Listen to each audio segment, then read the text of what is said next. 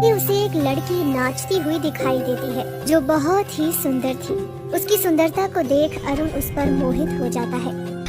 हमारी बच्ची को छोड़ दो मालिक। छोड़ दूं ताकि फिर से ये हमारे खानदान के लड़कों पर डोरे डाल सके।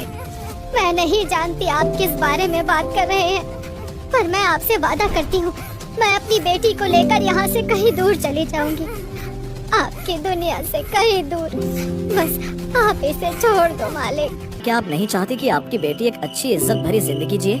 क्या आप चाहती हैं कि वो फिर से उन कोठियों में पहुंच जाए और लोगों के मनोरंजन का एक खिलौना बन जाए? बोलिए।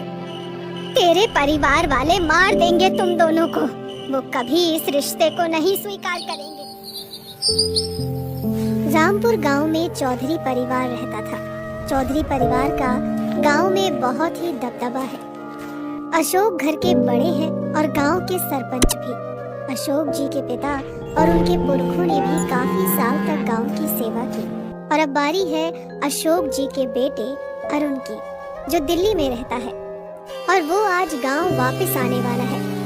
यहाँ आपको एक और बात बताते चले, चौधरी जी के लिए उनकी इज्जत और खानदान का नाम सबसे पहले है। अजी आपने गाड़ी भेज दी स्टेशन पर, मेरा बेटा आ गया होगा, कहीं ऐसा ना हो वो धूप में खड़ा ही रह जाए।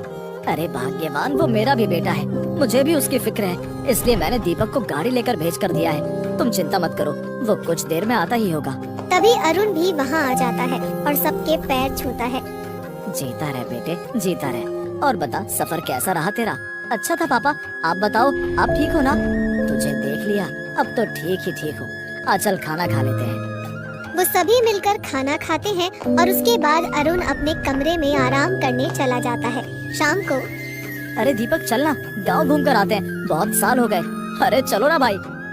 वो दोनों गांव में घूमने के लिए निकल जाते हैं। दीपक अरुण को गांव के बारे में बताता जाता है और अरुण सुनता जाता है कि तभी अरुण को किसी के गाने की आवाज आती है, जो कि एक बड़ी हवेली से आ रही होती है। दीपक, ये गाना कौन गा रही है? बहुत ही अच्छी आवाज है उसकी, चलना देख कर आते हैं। अरे भाई पागल हो गए हो क्या? पता भी है वो किन लोगों की हवेली है? मुझे उससे क्या, मुझे तो उस लड़की से मिलना है जो ये गाना गा रही है, जिसकी आवाज इतनी अच्छी है। वो खुद कितनी अच्छी होगी? कितनी भी अच्छी नहीं है, वो बहुत बुरी है। तुझे पता है वहाँ कौन रहता है? वहाँ वैश्याएं रहती हैं, वैश्याएं जो जिस्म बेचती हैं। अरे चलो यहाँ से, अगर किसी ने देख लिया तो मारे जाएंगे। नहीं नहीं, तू जा, मैं अभी आता हूँ। ऐसा कहकर अरुण हवेली के अंदर घुस जाता है और उस आवाज का पीछा करने लगता है जो अभी उसने सुनी थी। तभी उसे एक लड़की नाचती हुई दिखाई देती है जो बहुत ही सुंदर थी। उसकी सुंदरता को देख अरुण उस पर मोहित हो जाता है। आवाज तो सुंदर थी, देखने में भी किसी अप्सरा से कम नहीं। अरुण चुपके से उसका नाच देखने लगता है और उसी के नाच में खो जाता है। अगले दिन दीपक, तुझे पता है वो लड़की जो गाना गा रही थी वो बहुत ही सुंदर थी। ऐसा लग रहा था जैसे कोई अप्सरा स्वर्ग से उतर कर आ गई हो। अरुण भैया, आप जानते नहीं हो वो औरतें कितनी बेकार होती हैं। हर दूसरे आदमी के साथ रिश्ता होता है ना उनका, और इन्हें हमारे समाज में कोई इज्जत नहीं मिलती। इसलिए अच्छा होगा कि आप उसके बारे में ना सोचो। ताऊ जी को पता चला तो मार देंगे, हमें टुकड़े टुकड़े करवा देंगे हमारे। नहीं दीपक, मुझे उससे प्यार हो गया है और मैं जा रहा हूँ उससे मिलने। अरुण भागता हुआ वहीं चला जाता है। दीपक भी उसके पीछे भागता है, पर आगे जाकर रुक जाता है। उधर वो लड़की नाच रही थी, तभी उसकी पायल उसके पैर से निकल जाती है। अरुण उसे उठा लेता है और नाच गाना खत्म होने के बाद उसके पास जाता है। ये आपकी पायल गिर गई थी। आप कौन? और यहाँ मेरे कमरे में क्या कर रहे हैं? मेरा नाम अरुण है और मैं अशोक चौधरी का बेटा हूँ। दिल्ली से आया हूँ। आपका गाना सुना तो यहाँ आ पहुँचा। वैसे आप बहुत अच्छा नाचती गाती हैं। जी धन्यवाद, पर अभी आपको जाना चाहिए। सरपंच जी के बेटे का यहाँ एक वैश्या के घर में होना शायद आपके परिवार वालों को नागवारा हो। काजल अरुण को वहाँ से भगा देती है, पर अरुण काजल के ही ख्वाबों में खोया रहता है और अगले दिन फिर उसका पीछा करता है। अब तो अरुण हर रोज काजल का पीछा करने लगा। वो जहाँ जाती वो उसके पीछे पीछे वहाँ चला जाता।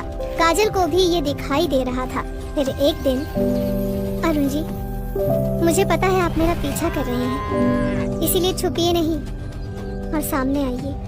काजल, मुझे माफ कर देना, मुझे तुम्हारा पीछा नहीं करना चाहिए था। पर काजल, मैं तुमसे प्यार करने लगा हूँ और तुमसे शादी करना चाहता हूँ। तुम हाँ कह दो, फिर तुम्हें और मुझे एक होने से कोई नहीं रोक सकता। नहीं, ये नहीं हो सकता। आपने तो बड़ी आसानी से कह दिया कि आप मुझसे प्यार करते हैं और मुझसे शादी करना चाहते हैं, पर हम वैश्याओं की शादी नहीं होती।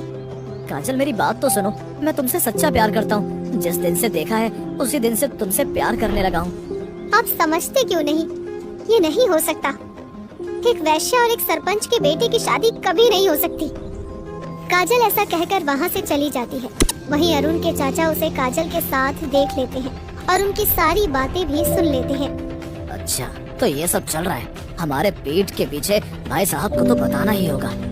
रमेश जाकर अशोक को पूरी बात बता देता है और अशोक ये बात सुनकर आग बबूला हो जाता है। वो वैश्या हमारे बेटे पर डोरे डाल रही है, उसकी इतनी मजाल। रमेश, तू जानता है ना क्या करना है? हाँ भाई साहब, जानता हूँ। रमेश अपने कुछ गुंडों को अपने साथ ले जाता है और काजल के घर में जाकर तोड़ फोड़ शुरू कर देता है और काजल को बालों से पकड़कर घसीटने लगता है। काजल की माँ रमेश के पैरों में पड़ जाती है। छोड़ दो मालिक, छोड़ दो, हमारे बच्ची को छोड़ दो मालिक। छोड़ दूं ताकि फिर से ये हमारे खानदान के लड़कों पर डोरे डाल सके? मैं नहीं जानती आप किस बारे में बात कर रहे हैं, पर मैं आपसे वादा करती हूँ मैं अपनी बेटी को लेकर यहाँ से कहीं दूर चली जाऊंगी, आपकी दुनिया से कहीं दूर। बस आप इसे छोड़ दो मालिक। ठीक है, लेकर निकल जाए इसे, नहीं तो जान से मार दूंगा और इसके शरीर के इतने टुकड़े कर दूंगा कि ढूंढने वाला थक जाएगा। काजल की माँ बहुत डर जाती है और रात को ही गांव छोड़ने के लिए तैयार हो जाती है, पर कहीं से अरुण को इस बारे में पता चल जाता है और वो भी भागते हुए बस स्टैंड पर पहुंच जाता है जहां काजल और उसकी माँ खड़ी थी। अरुण माँ से माफी मांगता है। माँ जी, आप भी मेरी माँ की तरह हैं, और क्या आप नहीं चाहती कि आपकी बेटी एक अच्छी इज्जत भरी जिंदगी जिए? क्या आप चाहती हैं कि वो फिर से उन कोठियों में पहुंच जाए और लोगों के मनोरंजन का एक खिलौना बन जाए? बोलिए। तेरे परिवार वाले मार देंगे तुम दोनों को, वो कभी इस रिश्ते को नहीं स्वीकार करेंगे। मैं अपने पैरों पर खड़ा हूँ, मैं और काजल यहाँ से बाहर अपनी जिंदगी बसाएंगे। अरुण और काजल मंदिर में जाकर शादी कर लेते हैं और उसके बाद गांव जाकर अपने माँ बाप का आशीर्वाद लेते हैं। अशोक और सुनीता अरुण से बात भी नहीं करते। कह दो अपने लड़के से इसका और हमारा कोई रिश्ता नहीं है, ना ये हमारा लड़का है और ना वैश्या हमारी बहू। मरते मर जाएंगे पर इस वैश्या को कभी अपनी बहू नहीं मानेंगे। ठीक है पिताजी, हम यहाँ से चले जाते हैं, पर काजल चौधरी हमेशा इस घर की बहू रहेगी। ये अधिकार आप भी इससे नहीं छीन सकते। अरुण अपना सामान लेकर गांव छोड़कर हमेशा हमेशा के लिए चला जाता है और दिल्ली में अपनी जिंदगी की एक नई शुरुआत करता है। Please subscribe this channel.